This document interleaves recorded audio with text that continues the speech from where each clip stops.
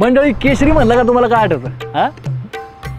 हा तिकडं नका जाऊ, हा सीझन कसला आहे आंब्याचा. स्वयंच्या आपली माती आपला जिया या मालिकेमध्ये आपलं स्वागत आहे. केशर आंबा हा जरी आंब्यांचा राजा नसला तरी त्याच्यापेक्षा कमी पण नाही बरं का. केशर आंब्यांचा GI टॅग छत्रपती संभाजीनगरच्या मँगो ग्रोवर्स असोसिएशननं पटकावला 2016 साली.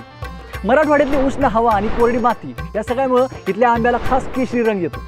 मराठवाड्याचा केशर आंबा इतर आंब्यांपेक्षा जास्त मोठा असल्यामुळे हापूस आंब्यापेक्षा त्याला जास्त तिप्पट चौपट जास्त पैसे येतात. इथल्या आंब्यामध्ये व्हिटॅमिन आणि मिनरल जास्त, त्यामुळे तब्येतीसाठी बेस्ट. त्यामुळे इथं केशर आंबा पिकवणं जास्त फायद्याचं आहे.